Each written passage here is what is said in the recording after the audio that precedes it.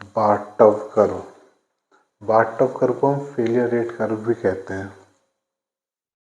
तो कोई भी क्वेश्चन आए कि एक्सप्लेन फेलियर रेट कर्व, तो सेम बाथटब कर्व को ही एक्सप्लेन करना है। So bathtub curve also known as failure rate curve। और जब भी bathtub curve बनेगी तो सिंगल प्रोडक्ट के लिए नहीं बनती है। It is always make for population of A product.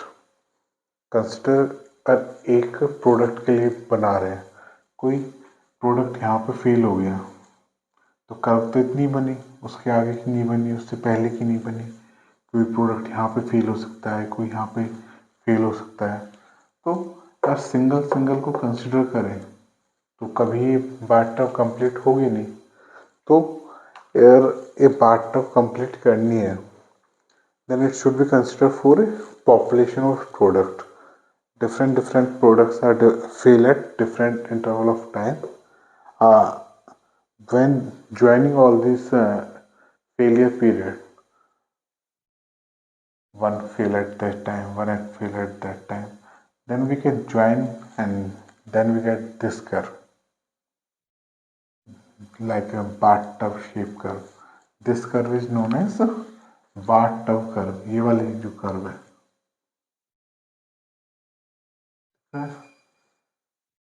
जो बाथटब की शेप में, इस वाले कर्व कहते हैं बाथटब कर्व। और इस कर्व का नाम भी बाथटब पे पड़ा क्योंकि इसकी शेप है वो बाथटब कर्व से रिजेंबल करती है। This curve is known as bathtub curve because it's shape resemble to bathtub. Now we see that there are two axes. One is y-axis, another one is x-axis। इसकी दो axis होती हैं, y-axis and x-axis।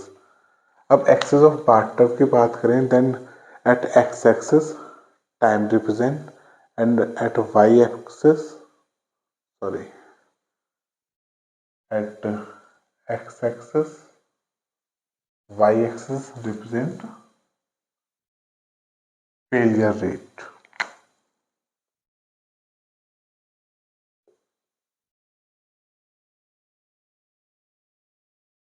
y-axis represent failure rate। Now this bathtub curve is majorly divided into three phases। First is run-in phase, second phase is useful life phase, third phase is wear out phase। Now you can see that in run-in phase the failure rate is too high। The failure rate is too high, but as the time passes, the failure rate started to decrease। Second phase, useful life phase। In useful life phase, the failure rate is constant। That's the reason this is a horizontal slope। And the third reason is wear out phase। In wear out phase, the failure status increases। जो failure rates हैं वो increase होता है start करने, क्योंकि जो product है उसकी लाइफ साइकिल कंप्लीट हो चुकी होती है और फेलियर उसके बढ़ते रहते हैं। रिपेयर कराओगे फिर फेल हो जाएगा, क्योंकि जो उसकी एक मैक्सिमम लाइफ है वो कंप्लीट कर चुका है। वो रिपेयर करके आप कितना भी चला लो, लाइक एक टायर है वो घिस गया है कम्प्लीटली 20,000 किलोमीटर चलाने के बाद, फिर भी आप उसे चलाए जा रहे हो, उससे पंचर आए जा रहे हैं, फट रहा है कहीं से। तो एक लाइफ होती है, उसके बाद अगर उसमें एक्सटेंड कराते रहोगे तो नंबर ऑफ वियर्स बढ़ते रहेंगे। तो इट्स बेटर कि उसको वियर आउट फेज में जब वो प्रोडक्ट पहुंचे उसको डिस्कार्ड कर दो। तो first phase is run in phase और इसको क्या कहते हैं, इन्फेंट मोर्टलिटी। दोनों फर्स्ट फेज के नाम यही है, but this is first phase, second phase and third phase. First phase is run in phase और infant mortality. During this phase, the failure rate is high, owing to the presence of weak and substandard components. Infant mortality में failure rates क्यों high होते हैं? अगर week component use करो और सब standard components use करो, failure rate start decreasing gradually decreasing with time. यहाँ पे देखोगे फेलियर रेट्स टाइम के साथ डिक्रीज होते रहते हैं। अब आपने कई बार देखा होगा बल्ब को हम दुकान पे चेक करके देखते हैं। क्यों? अगर बल्ब में वीक कंपोनेंट्स हैं तो 5 to 10 मिनट में इतना सफिशिएंट टेम्परेचर अटेंड कर लेते हैं कि अगर फेलियर होना होगा तो 1 से 2 मिनट या 5 मिनट 10 मिनट में फेल हो जाएगा। तो जो इनिशियल टाइम होता है 1% 2% ऑफ लाइफ पीरियड, जैसे किसी की लाइफ साइकिल 100 आवर है तो इनिशियल 1 आवर 2 आवर वो जो फेज होती है उसे रन इन फेज कहते हैं। इसमें अगर फेल होगा उसका रीज़न क्या होगा? वीक और सबस्टैंडर्ड कंपोनेंट्स। तो रीजंस क्या है इसके फेल इन्फेंट मोर्टलिटी या रन इन फेज में फेल होने के? Poor material quality, same substandard component use किए, मैन्युफैक्चरिंग डिफेक्ट। अब कोई पार्ट है किसी डायमेंशन का बनाना है और उससे थोड़ी बहुत डायमेंशन वेरी कर जाए तो मैन्युफैक्चरिंग डिफेक्ट हो गया। अब उसको कंपोनेंट को लगा दिया, देन हमने रन कराया उस मशीन को तो फेल हो गई, क्योंकि ड्यूरिंग मैन्युफैक्चरिंग जो स्टैंडर्ड साइज था वो हमने बनाया नहीं। एक केस कहाँ पे होता है? गियर्स में। गियर्स का डिज़ाइन बहुत सफोस्टिकेटेड होता है और इनकी उसका एक्यूरेट डिज़ाइन जरूरी है। उसका मॉडुलस, अडेंडम, डिडेंडम सारी चीज़ें हम डिज़ाइन स्टैंडर्ड्स के अकॉर्डिंग बनाते हैं। अगर थोड़ी बहुत भी एरर आई तो फेल कर जाता है जो गियर है। और स्पेशली हाई स्पीड गियर्स में डिफेक्ट बिल्कुल अलाउड नहीं है, क्योंकि एट हाई स्पीड वाइब्रेशन तो आएंगे, कुछ टाइम बाद वाइब्रेशन जब एक्सेसिव हो जाएंगे तो बैरिंग फेल हो जाएगी या गियर के टूथ्स ब्रेक हो जाएंगे। तो जो इन्फेंट मोर्टलिटी में जो फेलियर आते हैं ड्यू टू मैन्युफैक्चरिंग डिफेक्ट्स आते हैं। असेंबली एरर, कोई दो कंपोनेंट है उसको असेंबल कर रहे हैं, वो ठीक से असेंबल नहीं हुए हैं, तब भी हमारा डिफेक्ट आ जाएगा। तो असेंबली एरर एक कारण है। Fourth and last, handling and transportation damage.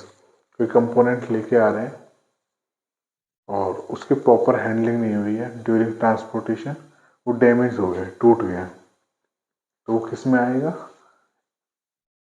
Infant mortality और रन इन फेज यानी फर्स्ट फेज में। तो आपको 4 रीजन्स याद करने हैं कि कौन कौन से रीजन होते हैं फेलियर फेज 1 में। First, poor material quality, second manufacturing defect, third assembly error, fourth handling and transportation damage. Second, useful life phase और normal life phase. During this phase the failure rates remain constant. अब अगर आप second phase को देखो, जो second phase है इसमें failure rate high है, सॉरी कांस्टेंट है। क्यों कांस्टेंट है? क्योंकि 1-2 घंटे चलाने के बाद अब स्टेबल कंडीशन आ जाती है। इसमें जो फेलियर होते हैं only random failure occur which are unpredictable and can't be prevented. यहाँ पे फेलियर होंगे उसका कोई रीज़न नहीं बता सकता एक्यूरेट, और ना ही उनको हम रोक सकते हैं। अब जो इम्पोर्टेंट बात क्या है कि जो रिलायबिलिटी फंक्शन है वो सेकंड फेज में अप्लाई होता है, क्योंकि यहाँ पे फेलियर रेट कांस्टेंट है। That's the reason we can apply reliability function here to calculate the reliability of particular product। क्योंकि यहाँ पे लैम्डा में कांस्टेंट चाहिए, लैम्डा वेरी कर रहा है, कभी ज़्यादा फेलियर रेट दिखा रहा है, कभी कम, तो हम इस इक्वेशन को लगा ही नहीं सकते। इस इक्वेशन को, अगर रिलायबिलिटी फंक्शन इक्वेशन को लगाना है to calculate reliability, then failure rate should be constant. Now the reason uh, of failure during useful life phase is first random failure, पता नहीं लगा सकते, कुछ भी रीज़न हो सकता है। सडन ओवरलोडिंग, बल्ब हमारे जल रहा है, अचानक से वोल्टेज स्टेप अप हो गई, 240 से 280 हो गए, जबकि हमारे बल्ब ज़्यादा से ज़्यादा 250 वोल्टेज बियर कर सकता था, अचानक 280 सर्ज हो गए और ओवरलोडिंग हो गई, देन दैट बल्ब डैमेज। तो ये एक रीज़न हो सकता है। ह्यूमन एरर, ह्यूमन की एरर के कारण भी हमारा फेलियर आ सकता है, लाइक कनेक्शन रॉन्ग कर दिए, नेगेटिव को पॉजिटिव से जोड़ दिया, पॉजिटिव को नेगेटिव से, that type of failure can occur due to human error. Fourth is environmental factor. अब आपने देखा है कि गर्मियों में इंसिडेंट्स होते हैं कि एसी फट गया, सॉरी कंप्रेसर जो होता है फट जाता है, वो इन्वायरमेंटल फैक्टर के कारण होता है, क्योंकि एसी है वो सर्टेन टेम्परेचर लिमिट के लिए सेट है। If the temperature is going beyond that limit, then compressor start overburden, तो उसे और ज़्यादा यानी कि मशक्क़त करनी पड़ेगी और ज़्यादा एनर्जी प्रोवाइड करनी पड़ेगी, तो ओवरऑल लोड इंक्रीज हो जाता है। और लोड इंक्रीज क्यों हो रहा है? सडन जो हमारा इन्वायरमेंट फैक्टर है, तो अगर इन्वायरमेंटल फैक्टर के कारण अगर फेलियर आ रहा है तो वो यूजफुल लाइफ फेज में आएगा। Third and last phase is wear out phase. This is the final stage where the failure rate increase as the product wear out. अब जो लास्ट वाली फेज है, मान लो मैन्युफैक्चरर ने कहा है कि that bulb can light up your house up to 1000 hours, तो 1000 आवर्स यूजफुल लाइफ फेज तक यहाँ तक कंप्लीट हो जाएंगे। अब जब थर्ड फेज में जाएगा तो 1001 आवर जो आ रहे हैं वो वेयर आउट फेज में आ रहे हैं। अब जो प्रोडक्ट है वो तो अपनी यूजफुल लाइफ फेज को कंप्लीट कर चुका होगा, अब वेयर आउट फेज में चला जाता है।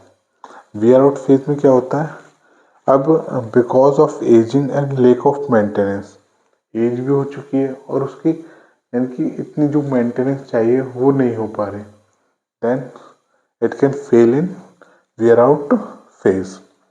अब इसका एक पॉइंट ये भी है, when the failure rate become too high, जब फेलियर रेट बहुत ज़्यादा हो जाए, replacement of part should be done, उस पार्ट को रिप्लेस कर देना चाहिए, क्योंकि अगर फेल हो रहा है फिर तुम रुपये लगा रहे हो, फेल हो रहा है फिर रुपये लगा रहे हो, फिर मशीन 2 घंटे चल रही है फिर 5 मिनट फेल है, 2 घंटे 5 मिनट फेल, तो it's better to replace that machine and buy new. क्योंकि जब आप पुरानी मशीन रखते हो और फेल हो जाती है, अब फेलियर के बाद मेंटेनेंस के लिए तो रुपये आप दे ही रहे हो, प्लस उस मशीन जब खराब हो गई है तो डाउन टाइम आ रहा है, उस टाइम जो वर्कर्स हैं वो रेस्ट में, वर्कर रेस्ट कर रहे हैं तो कंपनी तो सैलरी देती है, तो वो जो डाउन टाइम है वो मिनिमम हो जाए, जो आइडल टाइम है, जो यानी कि मशीन काम नहीं कर रही वो आइडल टाइम है, उस टाइम को मिनिमम करने के लिए हम उस मशीन को या पार्ट को रिप्लेस कर देते हैं। अब रीज़न क्या है वेयर आउट फेज का? फर्स्ट, इनएडुकेट मेंटेनेंस, एक मशीन है वो 15 साल के बाद भी चल सकती है, कार है 15 साल के बाद भी चल सकती है, बट प्रॉपर मेंटेनेंस रखनी चाहिए। कई कार्स देखते हैं कि उसकी लाइफ ईयर 7 8 ईयर्स ही हुआ है, पर वो इतना अच्छा परफॉर्मेंस नहीं करी क्योंकि टाइमली मेंटेनेंस नहीं हुई है। तो प्रॉपर मेंटेनेंस करनी चाहिए हमें किसी मशीन को, तभी वो लॉन्ग रन में चल सकती है। Second reason is wear due to corrosion, environment factor, इसमें मॉइस्चर होती है एनवायरनमेंट में, तो टाइम के साथ अगर पार्ट क्रोजिव है तो क्रोजन आ जाएगा जिसके कारण वियर हो सकता है। वियर ड्यू टू फ्रिक्शन, दो पार्ट्स हैं उनके बीच में अगर रबिंग हो रही है या फ्रिक्शन हो रहा है तो उसके कारण वियर होता है, वियर हो जाएगा। Fourth is wear due to ageing. अब हर एक कंपोनेंट की लाइफ होती है, लाइक रबड़ सील है, किसी को सील करने के लिए यूज़ करते हैं, गैस्केट्स है, तो उनकी लाइफ होती है, 1 साल में ख़राब हो जाएगी, 2 साल में, क्योंकि वो रबड़ है, उसका एक सर्टेन लाइफ पीरियड है, उसके बाद ख़राब होना ही है। तो wear out due to ageing is one of the reason that component or part fail in wear out phase. अब कुछ सर्टेन मेंटेनेंस स्ट्रेटजीज यूज करते हैं। जब मेंटेनेंस चैप्टर पढ़ेंगे तो डिफरेंट टाइप के ऑफ मेंटेनेंस पढ़ेंगे। अभी बस यहाँ पे देख लेते हैं कि रनिंग फेज में कौन सी मेंटेनेंस स्ट्रेटजी यूज करते हैं। इंस्पेक्शन। जो यूजफुल लाइफ फेज है उसमें कौन सी मेंटेनेंस स्ट्रेटजी यूज कर रहे हैं, we use corrective maintenance. Third wear out phase में कौन सी स्ट्रेटजी यूज कर रहे हैं, प्रिवेंटिव मेंटेनेंस। अब आप जब किसी भी क्वेश्चन को लिखोगे तो सबसे पहले क्या करना है, आपको ये बाथटब का बनानी है, ये सब जो सारा का सारा मटेरियल लिखा हुआ है इसको लिखना है, और इस रनिंग फेज को, ये वाला जो मैंने इस रैंडम ब्लॉक में बंद कर रखा है, इसको यहाँ पे, इसके यहाँ पे एक बॉक्स बना के यहाँ पे लिखना है। इसके बाद ये सारी चीज़ें राइट डाउन करनी है, और देन लास्ट में ये मेंटेनेंस स्ट्रेटजीज लिखनी है।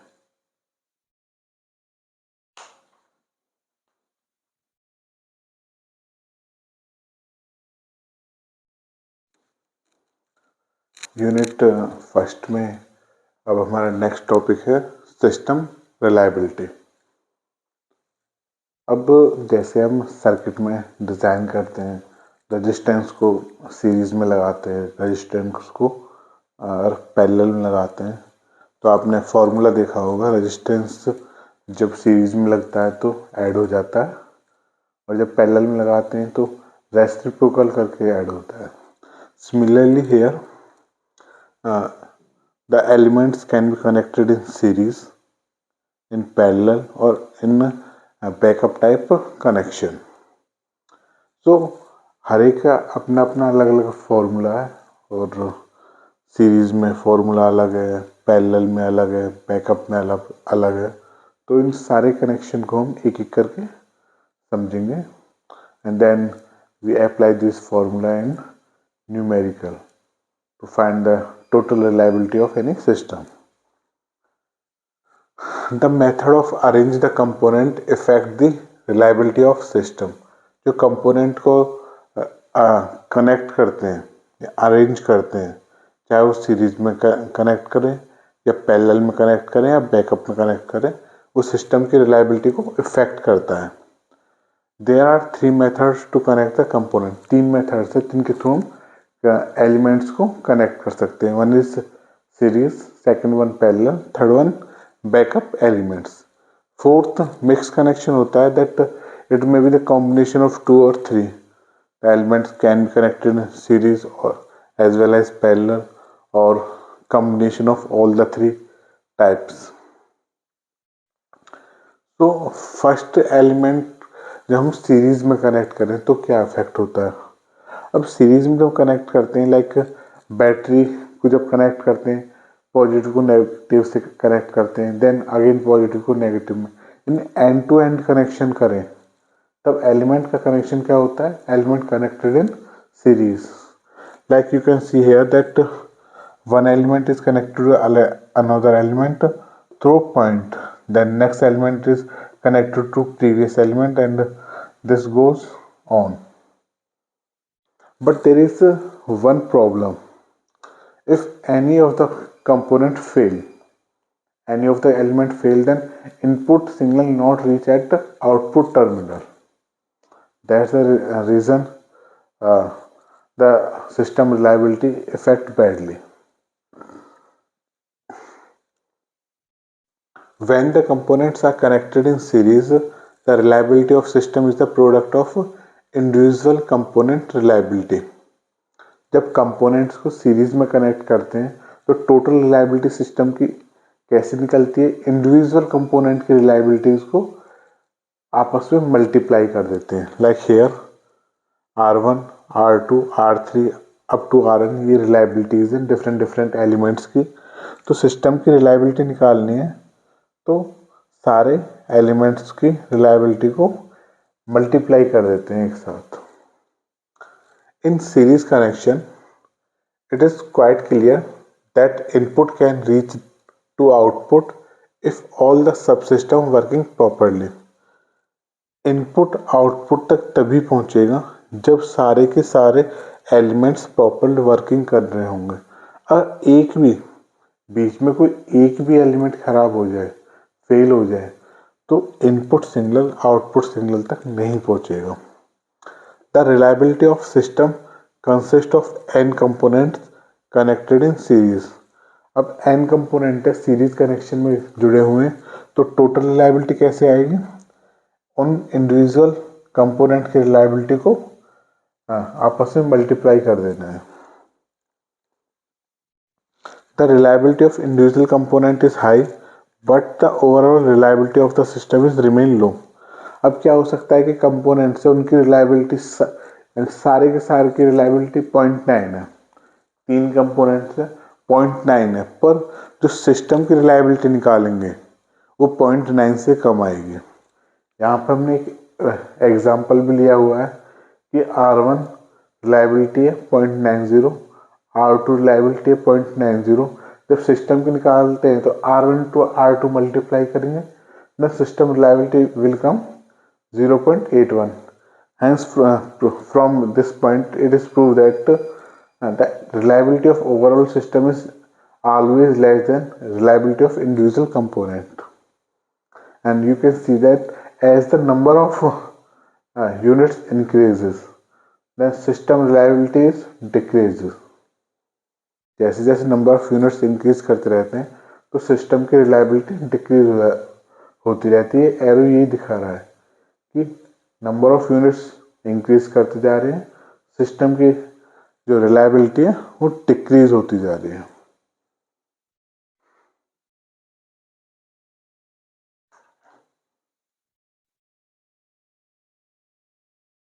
Next come on element in parallel. when the elements are connected in parallel,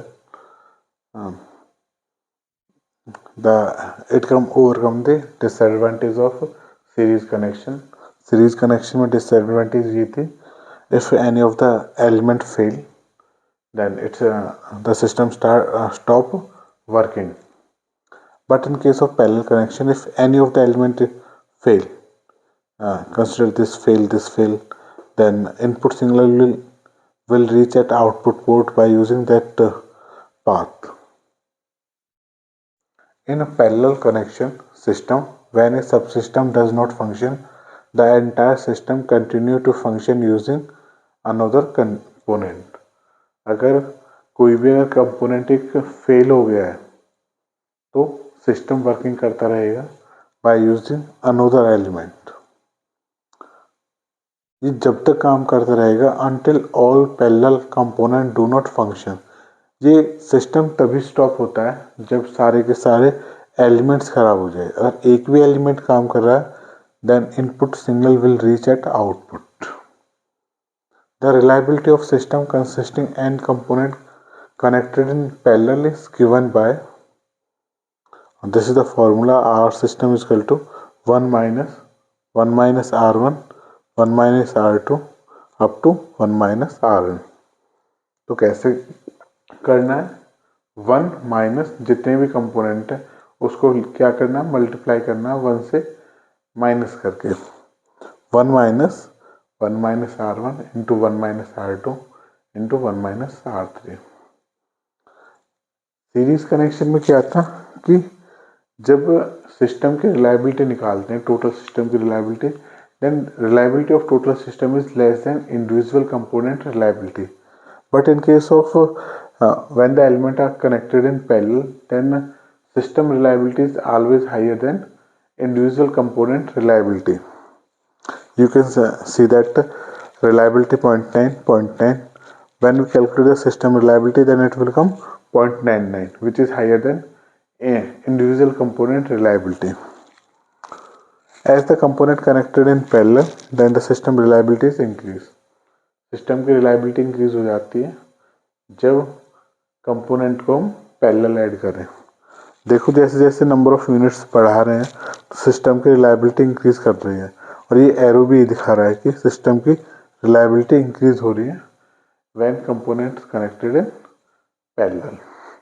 third type of connection is backup connection, when components are connected in backup form, like this is one backup unit, another backup unit, and then system reliability is given by R1 plus R2 into 1 minus R1 plus R3 into 1 minus R2 1 minus R1। तो इस वाले फॉर्मूले को अच्छी तरह से याद करना, पहले मेन रिलायबिलिटी, फिर R2 ऊपर के 1 माइनस R1, फिर plus R3 into 1 minus R2 into 1 minus R1. So fourth connection is mixed connection. In mixed type connection, the component arranged in a combination, system can be connected in parallel or series, or mix of all the three types. System में जो component है series में connect हो सकते हैं, parallel में connect हो सकते हैं, और बैकअप टाइप में कनेक्ट हो सकते हैं। This is mixed type connection. In the next slide we will see some numericals.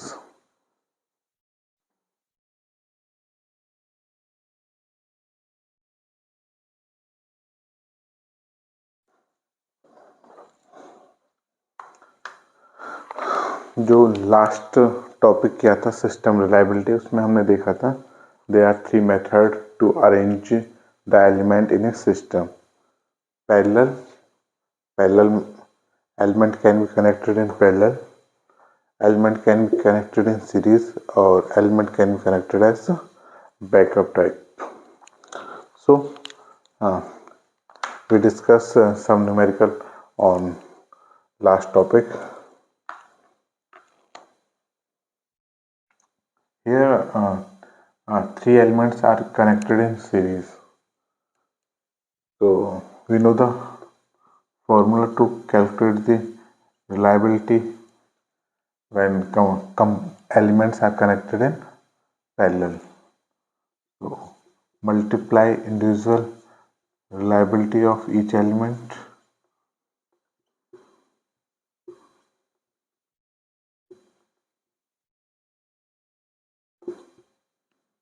(9 by 10, 9 by 10, 8 by 10).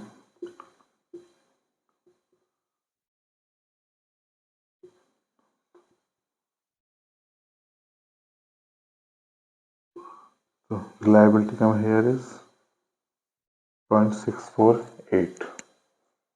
Now three elements are connected in parallel.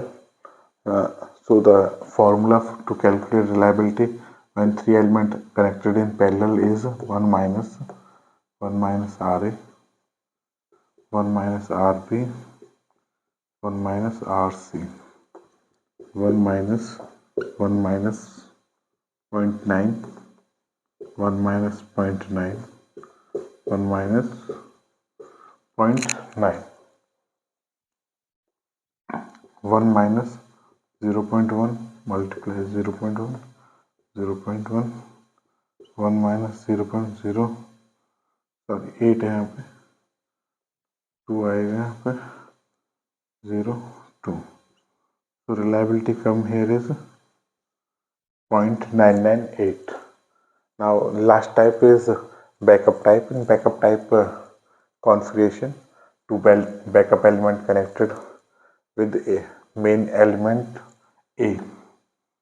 So to calculate reliability, the formula is RA plus RB 1 minus RA plus RC 1 minus RA 1 minus RB. RA 0.90, RB 90, 1 minus 0.90, 0.8, 1 minus 0.9, 1 minus 0.9, 0.90 plus 0.90 into 0.1 minus 90.10 plus 0.8, 0.10 into 0.10, 0.8 into 0.10 into 0.10 plus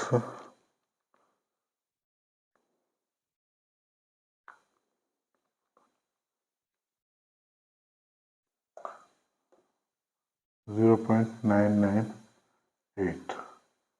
answer.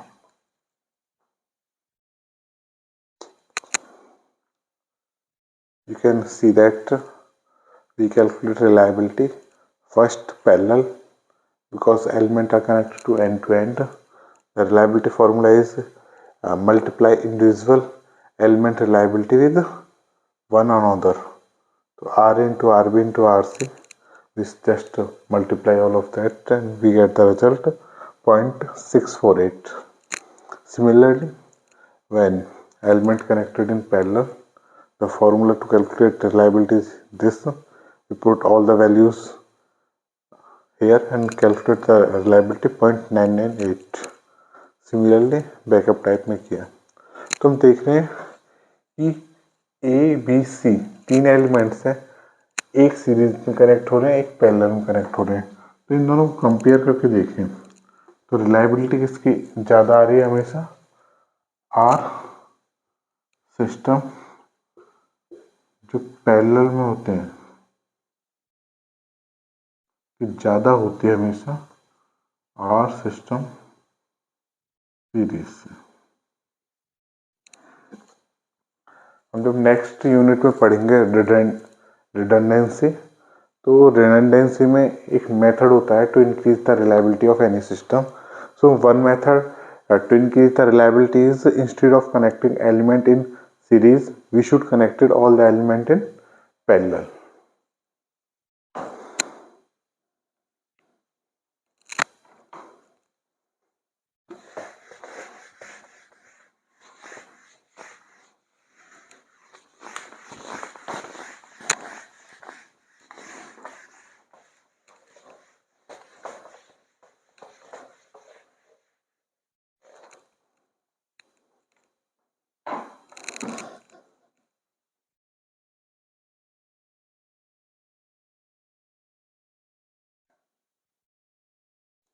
Now there is numerical, another numerical.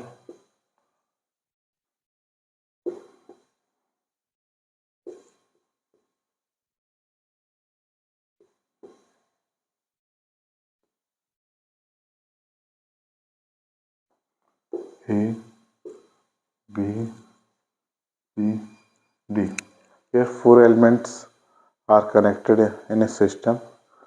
RA and RD value is 0.8, RB and RC value is 0.9. So to calculate such type of system reliability, first we have to make the strategies how to we can solve it. So firstly we try to solve these two elements and these two elements. Then after we solve two parallel element. So first we solve RA and RB, RA and RB. So reliability is RA into RB, 0.8 into 0.9. So it's come 0.72. Similarly, RC and RD reliability equivalent reliability निकालेंगे, दोनों अगर component एक बन जाए तो कितनी reliability रहेगी। Similarly सी और डी कंपोनेंट एक बन जाए तो क्या रिलायबिलिटी निकलेगी। R C into R D, R C is 0.9, R D is 0.8, 0.72. So next step is remove these two elements and replace by an equivalent element RCD whose reliability is 0.72. Similarly, replace these two elements with an equivalent reliability RAB equal to 0.72. Now these two elements RAB or RCD are connected in parallel. So now we applied formula to calculate reliability in parallel. अब RABCD नहीं लिखेंगे क्योंकि अब तो पूरा system की reliability निकलने वाली है ना, इन जस्ट दो की रिलायबिलिटी पर कैलकुलेट करना है। तो लिख सकते हैं आर सिस्टम या लिख दो RABCD equal to 1 minus RAB 1 minus RCD 1 minus RA कितना है 0.72, 1 minus 0.72. So we can calculate here 0.72 into 0.72, 1 minus 72.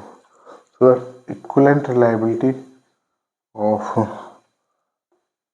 the system is come this.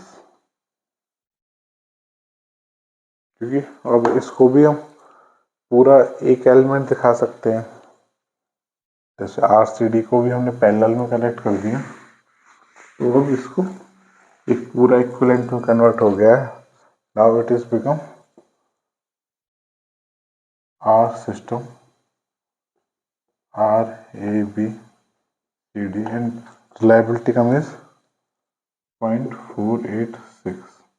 तो हमने देखा कि चारों एलिमेंट को सिंगल एलिमेंट में कन्वर्ट कर दिया है whose reliability comes 0.4816 and that is the system reliability. चारों एलिमेंट की इक्वल रिलायबिलिटी में कन्वर्ट कर दिया है, इक्विवेलेंट एलिमेंट की रिलायबिलिटी निकाली है which is 0.4816 and this is system reliability. Now we solve one another problem and I think it is a combination of all the reliability, system reliability.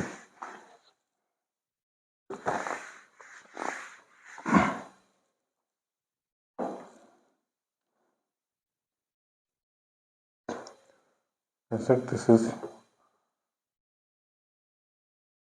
a system and reliability is 90%.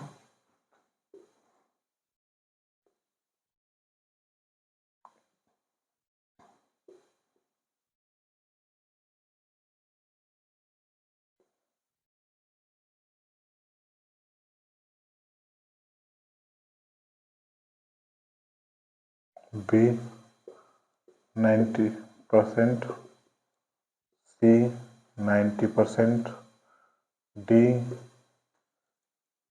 80%,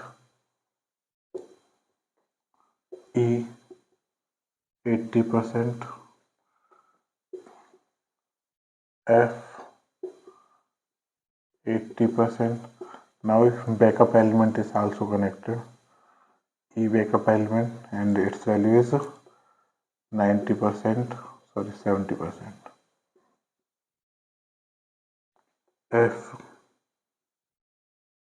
70%। हम backup में जो का element लगाते हैं कम reliability वाला लगाते हैं, क्योंकि उसकी रिक्वायरमेंट के चांस, यूज होने के चांस लेस रहते हैं। That's the reason we use less reliability element in case of backup type configuration. So first we solve these two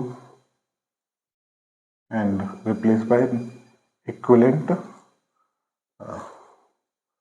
RCD element. RCD is equal to 90% को 0.90 लिख सकते हैं, 0.90, 80% है तो 0.80।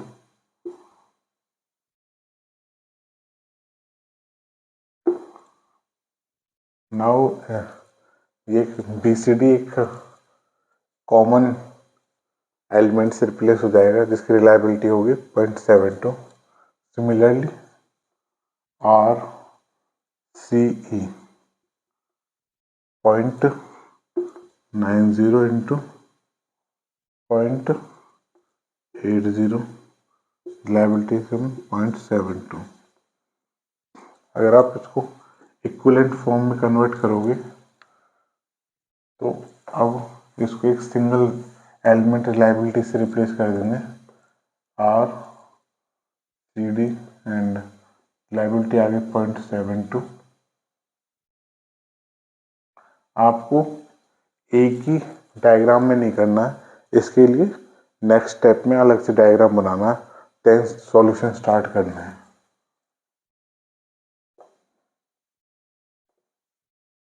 RCE 0.72।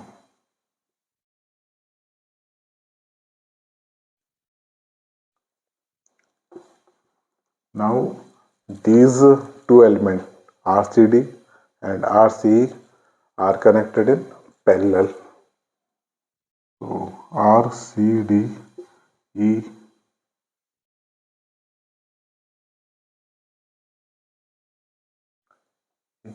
BC DE BC DE BC DE 1 minus R BC 1 minus R DE 1 minus 0.72 1 minus 0.72. So the equivalent reliability comes 1 minus 0.72 into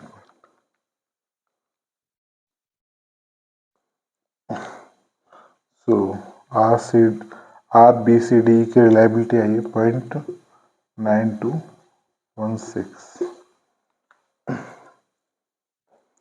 इसको अब एक equivalent element से रिप्लेस करेंगे जो दोनों एलिमेंट की रिलायबिलिटी एक सिंगल एलिमेंट में दिखाएगा। And now I replace all 4 element. पहले 4 एलिमेंट थे BCDE, अब उसको एक सिंगल रिलायबिलिटी में कन्वर्ट कर दिया है BCDE, और उसकी वैल्यू आई है 0.9216 0.9216। अब यहाँ पे देखो 2 एलिमेंट बैकअप टाइप कॉन्फ़िगरेशन में कनेक्टेड है, तो इसकी निकालते हैं इक्विवेलेंट रिलायबिलिटी RF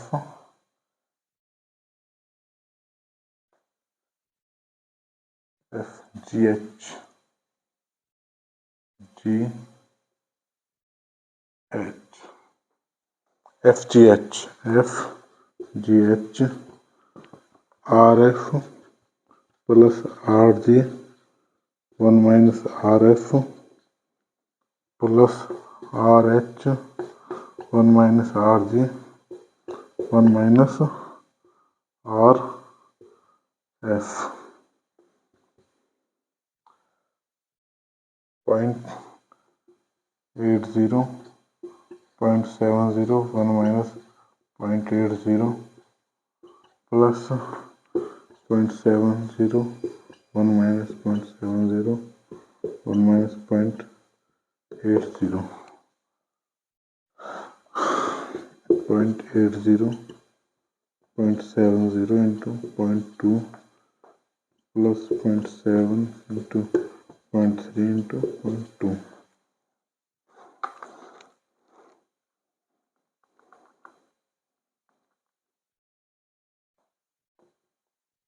0.042 14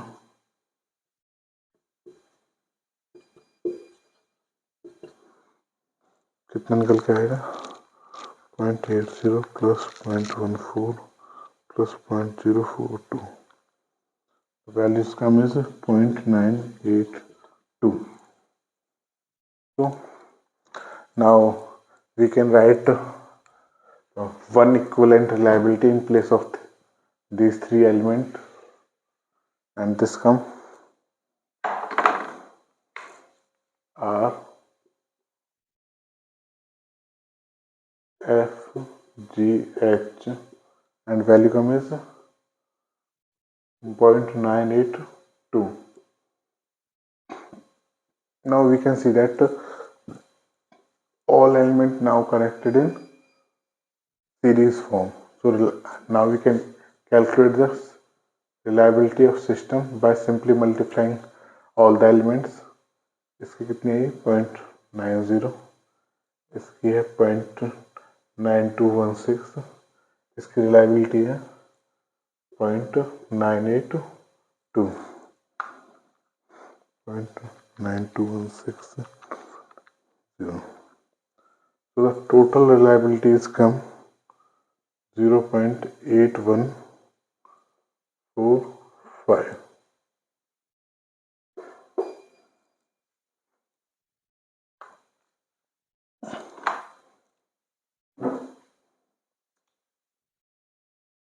हमें स्टेप्स फॉलो करने हैं कि पहले पैरेलल सॉल्व करना है, सीरीज सॉल्व करना है, लास्ट में सारे एलिमेंट जो पैरेलल है जब बैकअप में उसको एक इक्विवेलेंट एलिमेंट में कन्वर्ट करना, पूरी सीरीज को पूरी सिस्टम को एक सीरीज फॉर्म में लेके आना है। जब सारा सिस्टम एक सीरीज फॉर्म में आ जाए तो लास्ट में हम इंडिविजुअल कंपोनेंट की रिलायबिलिटी को मल्टीप्लाई करेंगे और इक्विवेलेंट रिजल्ट निकाल देंगे।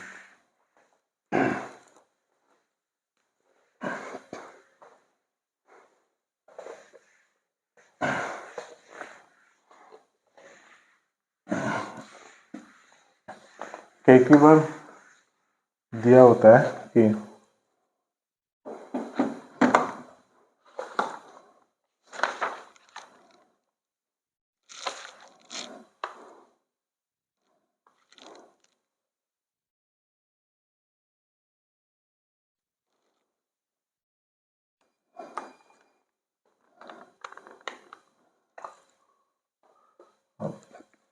two components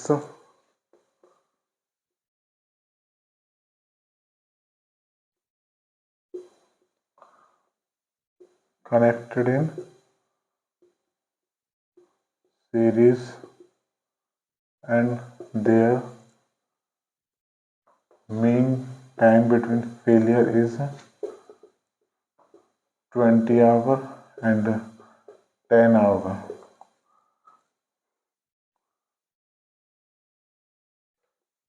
Calculate reliability. Calculate reliability at 400 hours.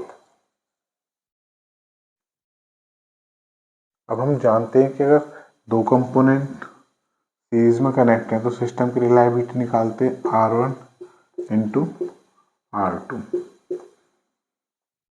अब दो कंपोनेंट का मीन टाइम बिटवीन फेलियर दे रखा है। We also know that mean time between failure is reciprocal of failure rate. So यहाँ से हम लैम्डा 1 की वैल्यू निकाल सकते हैं, जो पहले कंपोनेंट का फेलियर रेट होगा और दूसरे कंपोनेंट का फेलियर रेट होगा। यहाँ से निकाल लेंगे रेसिप्रोकल 1/20, लैम्डा 2 जो सेकंड एलिमेंट है उसका फेलियर रेट क्या होगा 1/10। मीन टाइम बिटवीन फेलियर हमेशा उनके लिए दिया जाता है जो रिपेयरेबल प्रोडक्ट्स हैं। अब mean time between failure is reciprocal of failure rate. First का फेलियर रेट 1/20 आया, सेकंड का फेलियर रेट आया 1/10। रिलायबिलिटी को फंक्शन का हमने बता रखा है, रिलायबिलिटी फंक्शन होता है e की पावर माइनस लैम्डा टी, ये हमको पता है। तो हमें क्या करना है, इसका यूज करना है।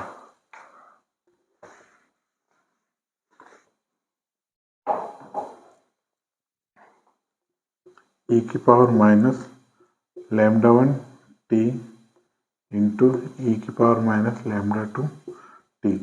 मैथमेटिक्स में बताया गया when base are same then power add each other, power can be added. Minus lambda 1 plus lambda 2 T. Lambda 1 की वैल्यू हमने निकाल दी मीन टाइम बिटवीन फेलियर के थ्रू, रेसिप्रोकल हो जाती है 1/20 प्लस 1/10। और जो रिलायबिलिटी कैलकुलेट करनी है वो हम कैलकुलेट करनी है एट 400 आवर।